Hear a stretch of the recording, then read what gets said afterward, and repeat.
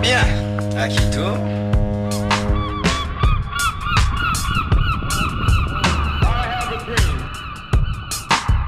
Comprendre la poésie. C'est un roc, c'est un pic, c'est un cap, c'est une péninsule. Bon sang, mais c'est de la poésie que vous nous faites.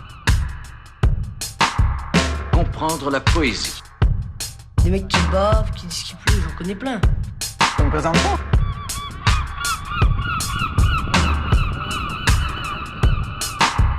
Ah ben je me présente en deux mots, je suis... Un fou. Ça peut court, jeune homme.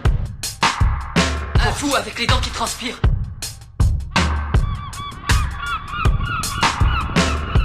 Et vous, quelle sera votre poésie? Father, I wanna kill you. Quel sera votre rime? Father. I want to fuck her. Intéressons-nous maintenant à cette grande ville océane et portuaire qu'est Le Havre, où ça slame finalement tout aussi bien que dans d'autres villes, mais avec cette énergie, ce réalisme, cette sensibilité à fleur de peau, cette dureté de la vie qui donne malgré tout des ailes aux chenilles pour qu'ils puissent voler une fois devenus papillons. Bref. Pour faire ce zoom sur la scène slam de la région havraise, nous avons le plaisir d'accueillir Gérald Duchemin, alias Magnès, daron enthousiaste de la grande famille des poètes, autrement dit, le Slam Master. Alors Mag, déjà, salut. Salut. Bon, on se demandait avec Jacques ce que tu ressentais pour cette émission sur le slam au Havre, faite par des slammeurs, avec des slammeurs et destinée à tout le monde. Bah, super enthousiaste, c'est géant, et tant mieux quoi. C'est génial parce que justement, au Havre, on a besoin d'une telle émission pour que les gens puissent enfin connaître ce que c'est que le slam. Le slam, S-L-A-M. Ça roule. Et en quelle année as-tu repris le flambeau du slam de poésie dans cette jeune ville, dotée d'une plage, d'un pont, d'une falaise et d'un estuaire ? Oh, ça devait être en 2012.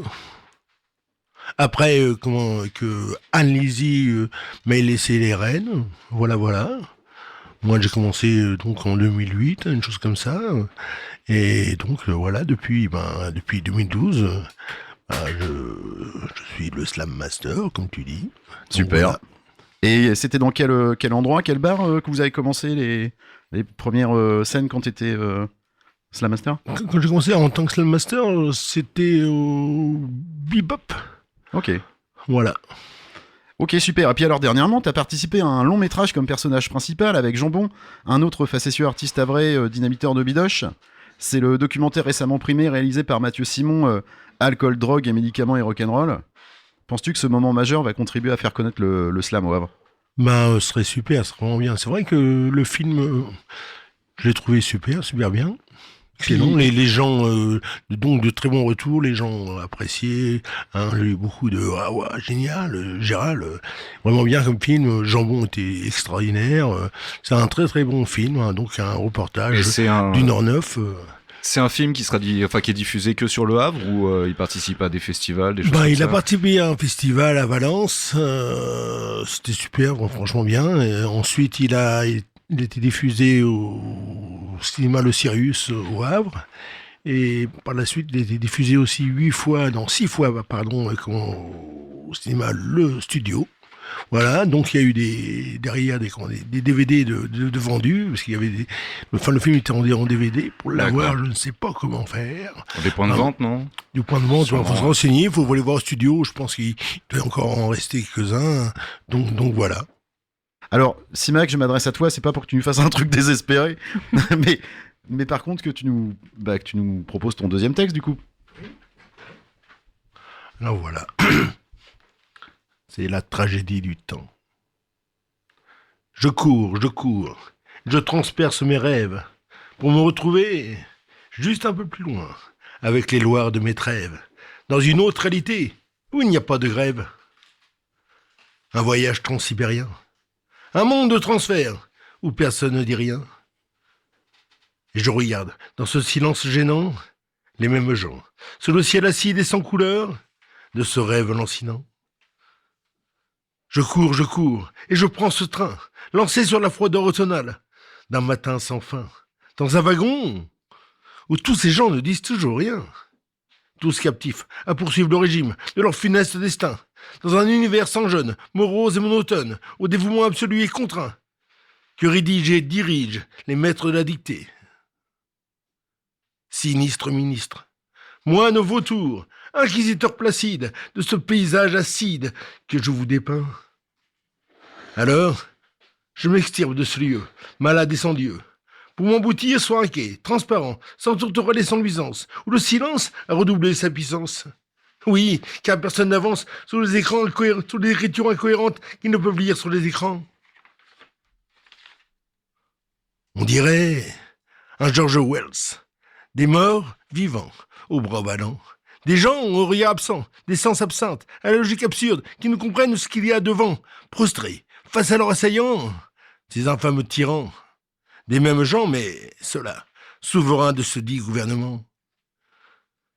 Et je m'engloutis dans ce marécage d'impuissants, de ce rêve diaphane et languissant, réveillé empressément par les coups au bif des bras du cadran. Tic, tac, tic, tac, tic, tac, tic, tac. Il faut y retourner. Fini les rêves, les dimanches, les jours fastes de septembre, à se parler et à s'étendre. Aujourd'hui, c'est une vraie journée qui commence, à s'esclaver, à relever les manches, assis sur le pont des longs wagons à queue qui s'ébranlent, d'un temps passé heureux, des souvenirs qui s'étranglent, dans la récolte oubliée de la saison des vendanges. Pas de chômage, ni d'abusement dans cette démocratie ruinée, perdue dans les Bermudes, des paradis fiscaux, des cartels de triangle. À 50 ans, les trêves et les grèves, c'est beau camp. Alors je recours sur les impossibles discours que je prête aux dictateurs qui, eux, se carriérisent d'un pouvoir acquis de la bêtise des spectateurs. Soutenus par des chefs de guerre à qui on laisse trop souvent la voie libre pour gérer sans égard le train du vignoble avec les clés du couvent. Suis-je dans un vrai cauchemar, un rêve hallucinatoire ou une simple brève, une brève de comptoir? Moi aussi je suis perdu. Maintenant je cours en apnée, à la limite de la rupture, à la frontière de l'infarctus. Ah, putain! Vais-je crever? Non, ça y est, je sens. Je respire par le nez. Ce qui signifie que je suis bien dans un rêve de réalité. De la tragédie. Du temps. Merci Mag. Je vois qu'on est tous un peu les boules parce que finalement tu nous as sorti un truc... énorme. Un truc qui va nous laisser réfléchir les 5 minutes avant qu'on s'endorme dans notre pieu ce soir, je pense. Voilà. Sur la tragédie du temps. Est-ce qu'on sera à la bourre demain matin déjà pour aller au taf?